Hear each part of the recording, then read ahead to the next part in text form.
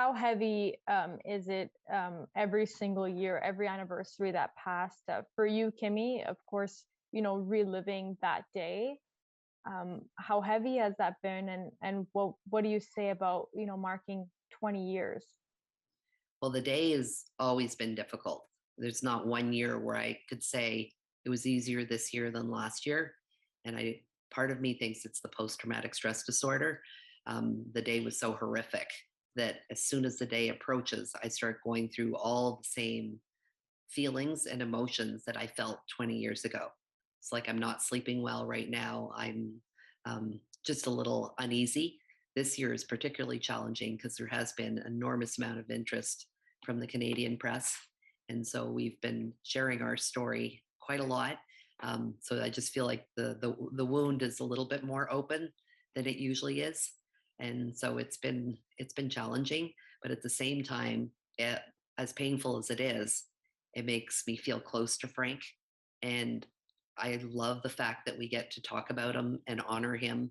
And, we've created this legacy that's become pretty much my mission um, going forward. And I just feel very positive when I'm doing anything, created to Frank's legacy and making sure that, he and all of his friends, were never forgotten from 9/11.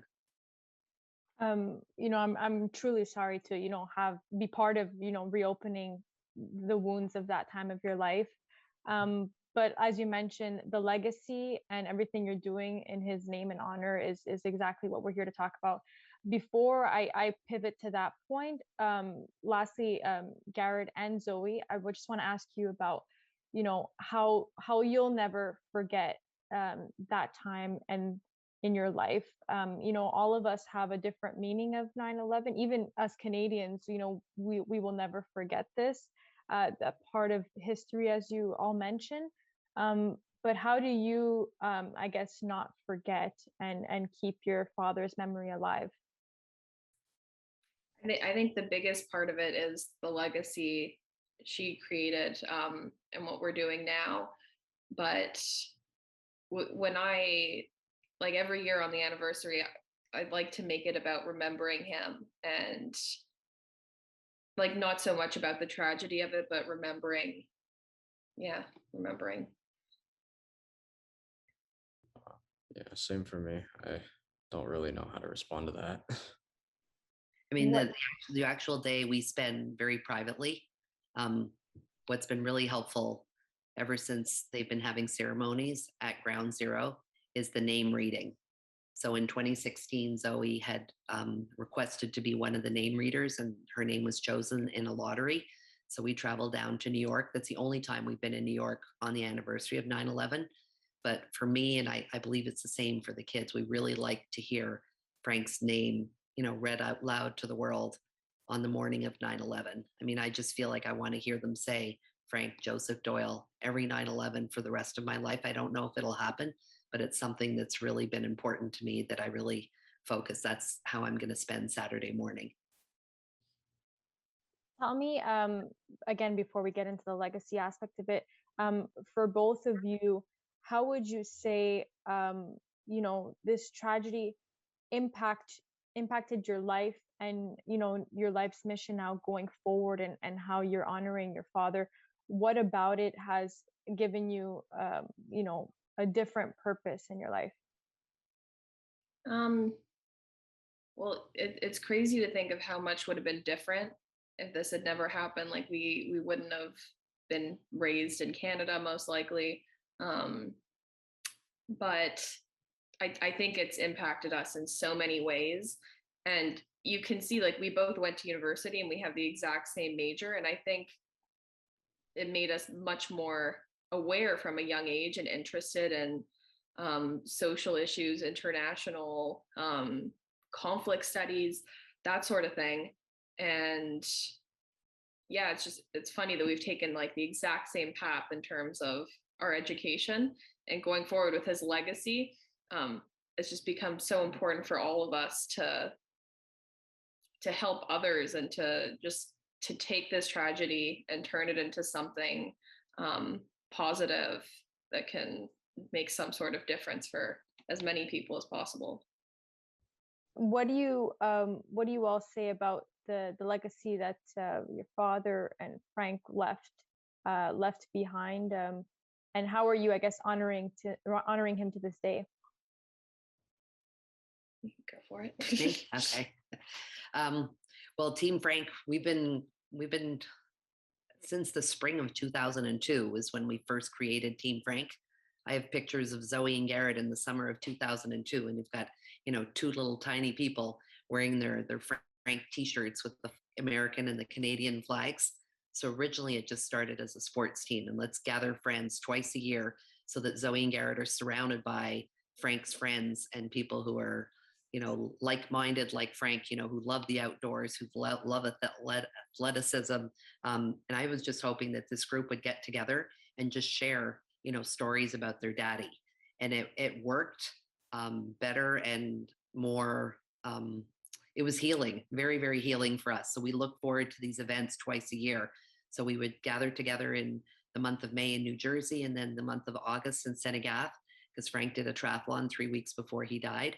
And just over the years, friends would take these shirts and they would go and compete in athletic events all over the world, and then either send us pictures or post on Facebook, or, let us know where these shirts had traveled. And it was for my 50th birthday in 2014 that I decided that I wanted to go to Africa with Zoe and Garrett and with my boyfriend, Francois. And so we went to South Africa, and we had planned to go into the townships outside of Johannesburg. It's called Alexandra Township. And we went into the communities surrounding the Kruger National Park. And on this trip, we brought school supplies for children. We brought pajamas for mothers and birthing centers. We were giving out soccer balls to kids that were out playing soccer with old grocery bags. And it just became it was a very meaningful trip.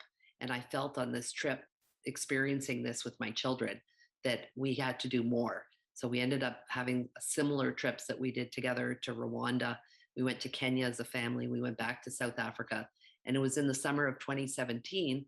We're sitting around a campfire in South Africa, and I explained that I have this incredible sports team. We've got, over 200 friends that have competed for Frank, for his legacy in his honor since he died. I said, I want to take this team of friends and family and bring them to South Africa and start building schools for little kids. So our first school was built in June of 2018, our second in June of 2019. 2020, we funded the school, but they had to complete it without Team Frank because it was just the beginning of the pandemic. And then this past year, I went to South Africa in January and then again in June with my family. And our goal is one school at a time, and we're hoping to build 30 schools. And we're going to continue to build in South Africa for the next couple of years, but we could move on to other African countries. But it's been so meaningful to bring friends with us to Africa who've never experienced anything like this, and to witness the poverty and how our team is able to change lives for villages, like not just for the 70 kids who go to our school, but for their mothers, for the construction workers who build the school, for the teachers. It just has an incredible impact. In our schools, one of the priorities is to dig for water, a borehole. So every school at 200 meters or slightly more, we've actually found water.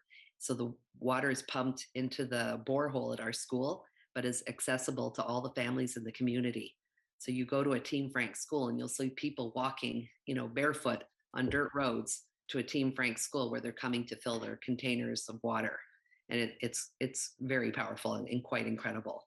And we've really been able to help them a lot during COVID because the food scarcity is unbelievable. So our big priority in the last 18 months is to make sure that we're constantly having food delivered into the pantries of the schools, to make sure that every child is getting, at least one hot cooked, healthy meal per day. What we'd like to share is the name of our website. It's teamfrankafrica.org. If anyone wants to read more about our story, if they want to come to our event Sunday, if they want to donate, if they want to come volunteer in Africa, we just really appreciate being able to share our story. As hard as it is healing. And the only way that Team Frank can grow is by, sharing our story. So we really appreciate being able to talk about Frank today ahead of the anniversary.